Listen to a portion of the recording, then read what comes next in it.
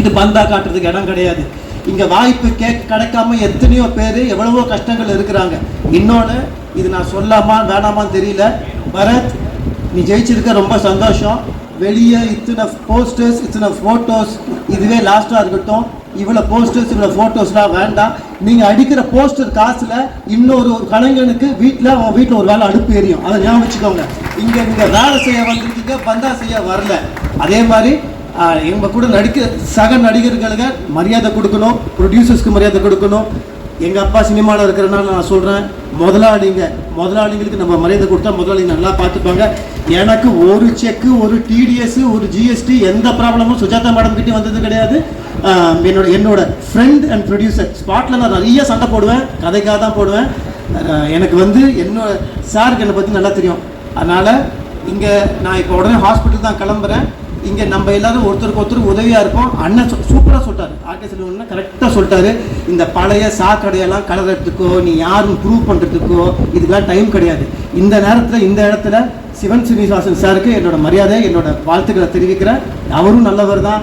இங்கே தினேஷ் எல்லாருமே நல்லவங்க தான். எல்லாரும் நல்லது பண்ண தான் வந்திருக்காங்க.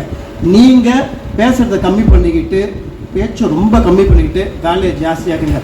ரொம்ப பேசினா டைம் வேஸ்ட்டு. ஓகேவா? வேலையை மட்டும் பார்ப்போம். Thank you so much. இந்த மாதிரி ஒரு இடத்துல வந்ததுக்கு. அதே மாதிரி ஆக்டர்ஸாக சொல்லிக்கிறேன், தயவு செய்து ஆக்டிங் கற்றுக்கோங்க, டான்ஸ் கற்றுக்கோங்க, ஃபைட்டு கற்றுக்கோங்க. சும்மா வந்துட்டு நான் சொல்கிறேன், இன்றைக்கி நான் சினிமாலையும் ஒர்க் பண்ணிகிட்டு இருக்கிறேன்.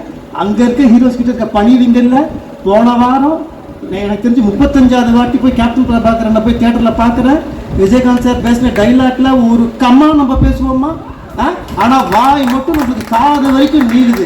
உங்கள் திறமையை காட்டுங்க. நீங்கள் ஒழுங்காக இருந்தீங்கன்னா ப்ரொடியூசர் ஒழுங்காக இருப்பாங்க. பரத், சால்வை தோல் மேலே கிடையாது, சால்வை இடுப்பில் கட்டணும். எங்கே போனாலும் நான் இயேசுவை பற்றி சொல்லுவேன். ஜீசஸ் தோல் துண்டு போடல, இடுப்பில் கட்டி சீஷர்களோட காலை கழுவுனார்.